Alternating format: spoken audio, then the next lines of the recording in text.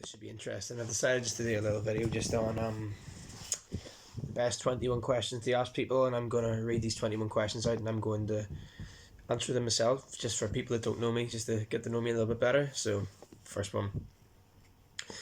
What do most people think about you that's absolutely not true?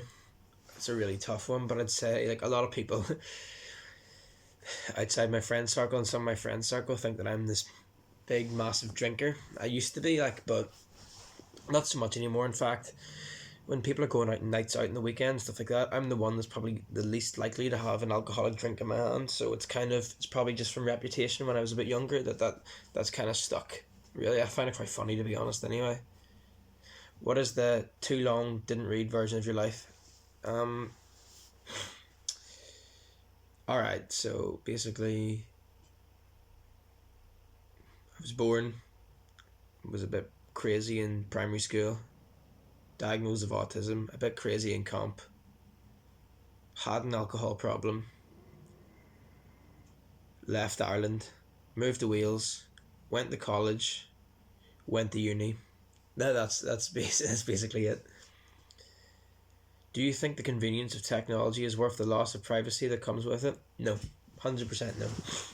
I've despite me posting this on a social media platform, I'm actually quite against the kind of practices that Facebook and Google and things like that use. Obviously, with their data harvesting and stuff like that, it's actually quite scary knowing how much information these companies actually have on you to sell off to advertisers. So, no, I'd have to say that it's not worth the loss of privacy. Is it okay to sacrifice one life to save 10? If you say yes, would you change the answer if the one life was a friend's life and the 10 were strangers? If no, why not?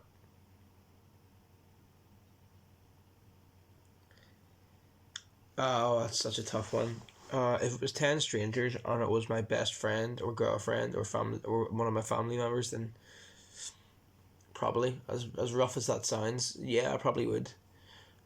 Yeah, I guess so. But is it okay? Like, morally, is it okay? Fuck no, of course it's not. But if you were in that position, then you probably would. I think most people would do the same, to be honest. So, what are the consequences of everyone having instant distraction at their fingertips? I think a loss of attention span for one. Like, I'm in university and I find it really hard to sit down and listen for even so much as an hour. My mind just wavers. I find it really hard not to just take my phone out of my pocket. Facebook now, obviously, a lot of the blogs and articles that are written are so short as well, so it's kind of just you just skim through things without even really reading them. So I think it's kind of drastically decreased attention spans for people from our generations, like millennials and Gen Zers especially, and I think it's kind of making us all a bit illiterate as well, to be honest. What should they teach in high school but don't? Um, they should 100% teach how to budget and how to cope with mental health, like depression and things like that. There should definitely be kind of little workshops on that, which they don't do. Because at the end of the day, if you lose your mind, if you lose your mental health, you can lose everything. I think honestly the most important thing in this planet is to look after here. What movie or book do you think is ridiculously overrated? That's a really good question actually, but overrated movie. Uh Blade Runner probably. The first Blade Runner.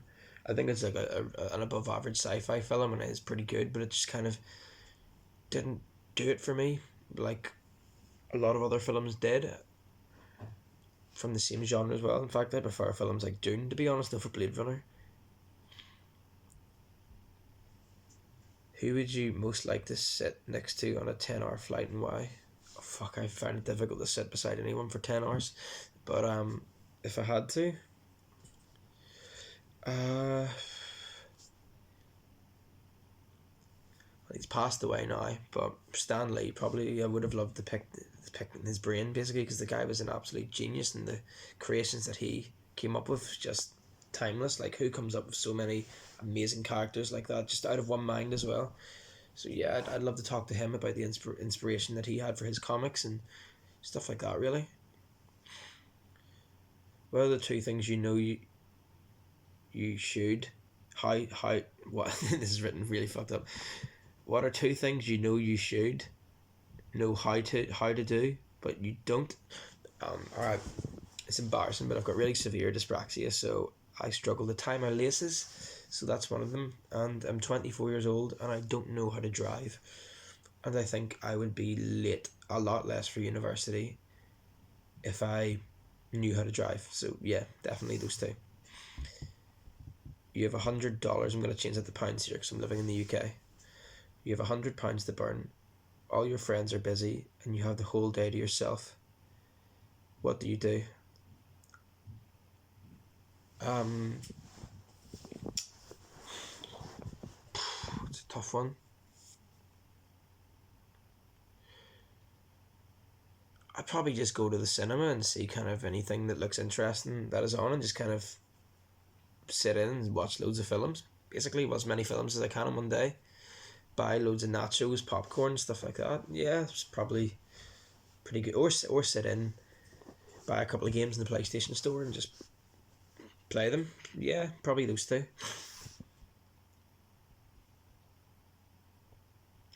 What makes you say, "What was I thinking?" when you look back in your life?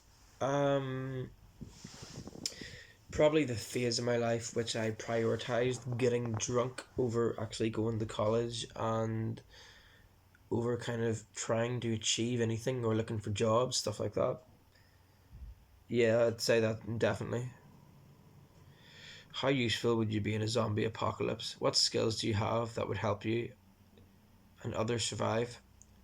Fuck. I'd be terrible. I'm not the fastest in the world. I'm not the fittest in the world. I'm not the most pragmatic. I would probably be one of the first to die. I'd probably freak out immediately. So I'd say I've got no skills really in terms of something like that. I'd say you'd all be fucked under my guidance. What is something you've done that you wish you could undo? Um, hmm, a lot. But I'd probably say having my first drink or having my first cigarette are probably two main ones. I'd also say certain relationships that I was in, I'd probably like to undo a lot of them too.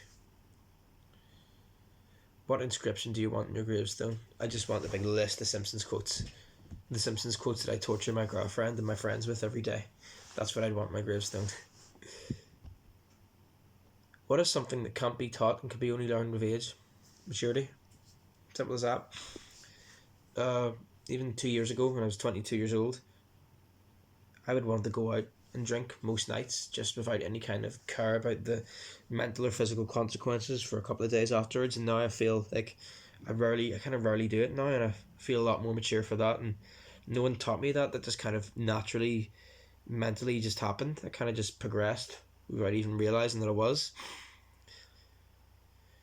If you could be born again and choose what nationality, gender, and race to be, what would you choose and why? Oh, that's a good one.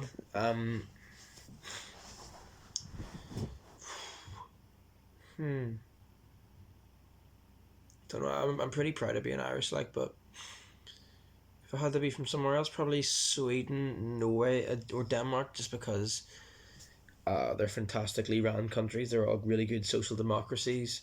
University is free. In fact, it's not just free. You're paid to be there. They're the happiest people on the planet. So, yeah, I'd like to be a Nordic guy or girl that really care. Yeah, definitely. If you could live your life again, knowing what you do now, what would you change? I'd never pick up an alcoholic drink ever. I would wait until I was a lot older in terms of focusing on romantic relationships and stuff like that. I wish I stayed in school. I would take things a lot more seriously, so I wasn't kind of achieving things in my life which I should have been achieving 5 or 6 years ago now. Yeah, if that makes any sense. What I basically mean is, I wish I was a fresher at uni at about 18, 19 instead of 24. So yeah, definitely. But these things happen. Everyone makes mistakes. If you don't make mistakes in life, kind of how you gonna know what actually works for you. You have to. It's a trial and error process. So, yeah. How much do you change when you know no one is around? A lot. Like, I'm not a fake person. Like, I still kind of yeah, I still talk about the same interests. I'm mostly myself around my girlfriend and around my friends, but I guess I'm a bit more sensitive when I'm in the house. I'd kind of maybe allow myself to get a little bit more down on my own than I would be around other people. Just not to upset them, basically. So, yeah. How much do you know about the world outside your country? I know a lot about geography and about cities and countries, probably just because I love football, basically. So, games like FIFA and everything have taught me more about geography than actual geography lessons in school ever did. I know a decent amount about the political spectrum and all that kind of stuff as well, but I'd like to know more and I'd like to travel more as well. Yeah, definitely. So, because I haven't been to that many countries, I probably don't know that much about the world outside of Ireland and the UK. What is a cause worth dedicating your life to? Um, there's a lot of causes worth dedicating your life to. Uh, I unfortunately actually I'm not really I don't really donate to any charities at all or any sort of causes, but for me anyway, if I had to pick a cause, it would be cats protection, just because my two kittens I love to death. My cats I've had previously I've loved to death. There's something about cats that I just think are the cutest. There's the cutest things ever, basically. So for me, yeah, definitely animal protection in general. Really, actually, yeah. What should parents stop teaching their children? Um, I think less emphasis needs to be put on how bad swearing is. I think people get far too over the top about people saying curse words. I think that's probably one thing that maybe in future generations should go out the window. But apart from that, no. Well, my upbringing was pretty good, and the advice that my parents gave me was invaluable, really. So, from a personal point, I don't think I learned anything that was pointless. But yeah. So yeah, there's the 21 questions. I hope you find them enjoyable. I know I kind of rambled on a bit, and I might sound a bit nervous as well because this is my first kind of proper blog. So, yeah, peace out.